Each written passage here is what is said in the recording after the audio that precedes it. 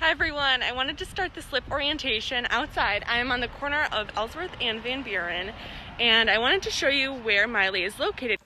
Miley is located down the block from St. Peter and Paul with a huge bell tower. It is also located behind the field in the YMCA and down the block from Wentz Concert Hall. Now let me show you how to get inside. Of course, during this time, you're going to use your student ID to get through the doors. You're going to go in the basement and down the corridor, all the way to the end to room 16, the ceramic studio. When you get inside this room, to the left, there's the glaze room, which I'll talk a little bit about more later. And you have the work tables. You can have 2 people per table, but please maintain social distance and wear your mask. These are the shelves that you're going to put your pieces. The greenware shelf is where you should put all of your pieces that are ready to be fired for the first time. This shelf is usually empty. Over here, we have some wheels that you can work on. Notice that there's only a limited number of wheels that can be used during this time. In the far corner, there's the slip shelf, and this is where you can find all of the tools that you can use. In the blue bin, we have several tools. Feel free to go through these shelves and open all of these bins to see what tools are included. I have a separate YouTube video on what to use these different tools for and what they can be used for and how to use them.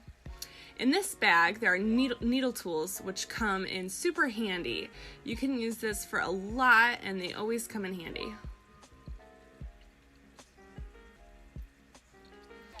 In the second shelf, we have lotions because, as you all know, ceramics makes your hands very dry. And in the bottom shelf, we have a bunch of different little tools that you can use, such as lace, which you can put into the clay to make a beautiful piece. In this bucket, we also have additional tools that you can use. Like I said, feel free to go through these and pick out anything you need.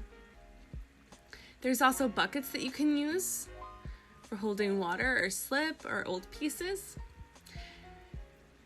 And on the shelf next, we have clay that you can use. And we also have the hearts for our BLM hearts. And I have a video also on how to make your BLM hearts.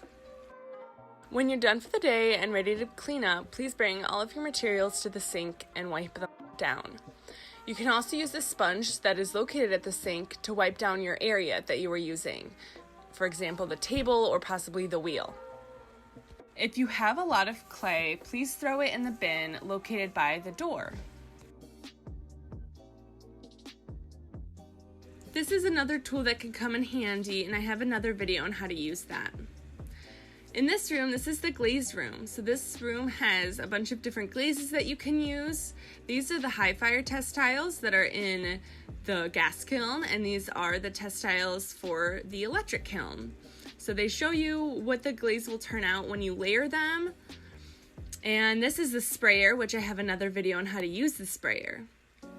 Over here is where you're gonna put your pieces once they've been glazed.